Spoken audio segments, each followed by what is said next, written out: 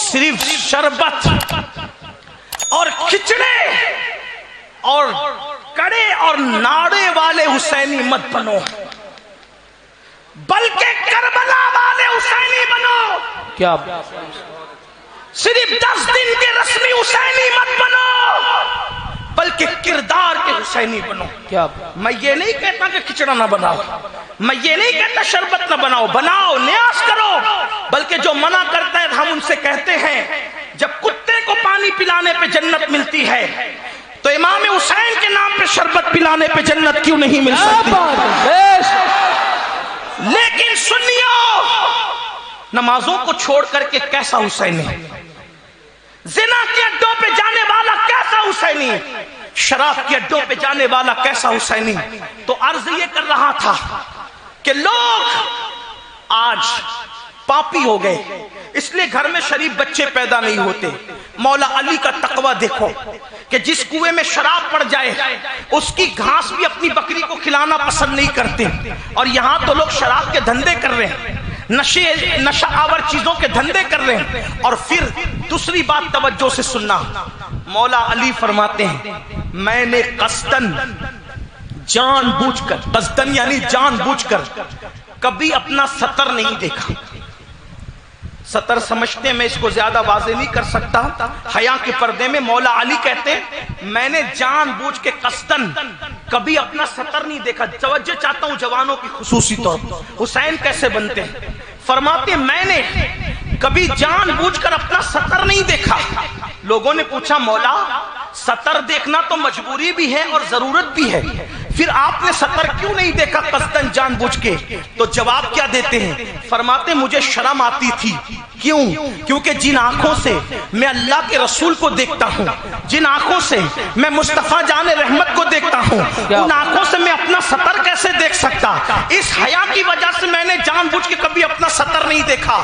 اب میں تم سے پوچھنا چاہتا ہوں، جب ہمارے جلسوں میں یہ تقریر ہوتی ہے کہ قبر میں رسول اللہ کا دیدار ہوگا، قیامت کے دن رسول اللہ کا دیدار ہوگا، تو لوگ نعرے لگاتے ہیں، جھومتے ہیں، نعرے لگنے بھی چاہیے، جھومنا بھی چاہیے، لیکن پوچھتا ہوں جو لوگ مولا علی کہتے ہیں جن آنکھوں سے نبی کو دیکھتا تھا ان آنکھوں سے خود کا سطر دیکھنے بھی شرم آتی تھی، اب مجھے بتاؤ قبر میں رسول اللہ کا دیدار کن آنکھوں سے کرو گے؟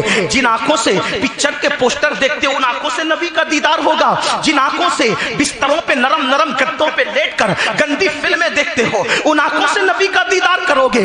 کیا منہ لے کر نبی کا دیدار کرو گے؟ اللہ اکبر، ذرا اندازہ تو کرو، ذرا غور تو کرو، جن آنکھوں سے فیس بک پر بیٹھ کر گندی تصویروں کو تکتے ہو پوری پوری رات، جن کے لیے گزار دیتے ہو، ان آنکھوں سے رسول اللہ کا ناپاک آنکھوں سے گندی آنکھوں سے رسول اللہ کا دیدار کیسے کرو گے؟ یاد رکھنا ہم نے صرف اسلام کی باتیں کی ہے، ہم نے صرف کربلا والوں کی باتیں کی ہیں، ہم نے صرف اللہ والوں کی باتیں کی ہے، لیکن ہم دل سے کبھی اللہ والوں کے نقش قدم پر نہیں چلے۔ تو باپ علی جیسا ہو، کون علی؟ اللہ اکبر، مطلع القمرین میں میرے امام لکھتے ہیں، تو اس کے مرتضوی میں استاد زمن لکھتے ہیں علی کون علی، علی کون علی؟ اب ذرا سنتے جائیں، حسین کا بابا علی کون علی؟ ذرا سننا، دل کے کانوں سے سننا۔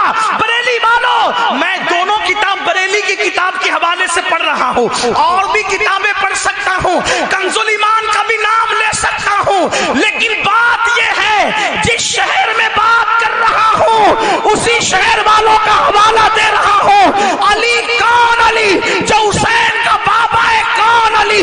کوئی بندہ دعا کرتا ہے اے اللہ اس وقت تک موت نہ دینا جب تک گنبد خضرا نہ دیکھ لوں، اس وقت تک موت نہ دینا جب تک کعبہ نہ دیکھ لوں۔ کچھ لوگ دعا کرتے ہیں اس وقت تک موت نہ دیکھنا جب تک احمد رضا کا روضہ نہ دیکھ لوں، اس وقت تک موت نہ دینا جب تک کربلا نہ دیکھ لوں، اس وقت تک موت نہ دینا جب تک غوث اعظم کا گنبد نہ دیکھ لوں۔ بولو لوگ ایسی دعا کرتے ہیں جس سے محبت ہے اس کو دیکھنے کی دعا کی جاتی ہے، لیکن وہ رسول جو بے پردہ خدا کا دیدار کرتے ہیں، میرے امام حدیث لکھتے ہیں ایک موقع پر مولا علی کو ایک جنگ میں روانہ کرتے ہیں تو نبی ہاتھ اٹھا کر نبی دعا کرتے ہیں اے اللہ مجھے اس وقت تک مت اٹھانا جب تک میں علی کا چہرہ نہ دیکھ لوں۔ نعرہ حیدری، نعرہ حیدری، نعرہ حیدری،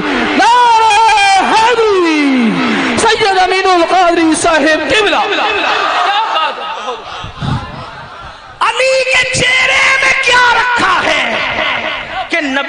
سے محبت کتنی ہے کہ کہتے ہیں اس وقت تک مولا مجھے دنیا سے نہ اٹھانا جب تک میں علی کا چہرہ. کون دعا؟ حضور دعا کر سید جس کا چہرہ دیکھ کے لوگ صحابی بنتے ہیں, جس کا چہرہ دیکھنے پہ جہنم کی آگ حرام ہو جاتی ہے, اس نبی کو علی سے محبت کتنے, کیا تقاضے محبت بول رہا ہے. اس وقت تک مجھے دنیا سے نہ اٹھانا. یہ کون ہے؟ علی حسین کے بابا.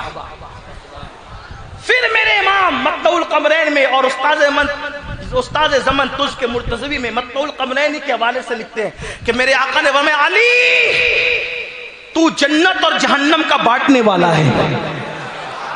پتا چلا جنت کے سردار حسن و حسین اور جنت بانٹنے کا کام حسین کے بابا علی مرتضی. سبحان اللہ. علی تو جنت و جہنم کا بانٹنے والا. میرے امام مزید لکھ رہے ہیں حدیث کے حوالے سے علی حوض کوثر پر ساقی حوض کوثر ہے, اسی لیے فرمایا ساقی شیر و شربت پہ لاکھوں سلام.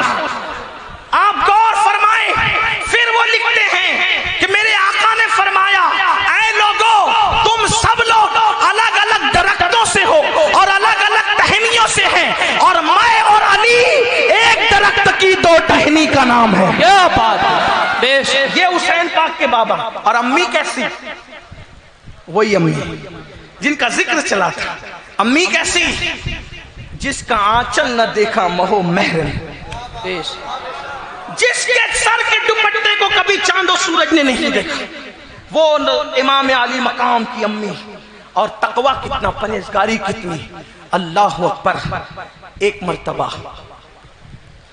مرتبہ اللہ کے رسول صلی اللہ علیہ وآلہ وسلم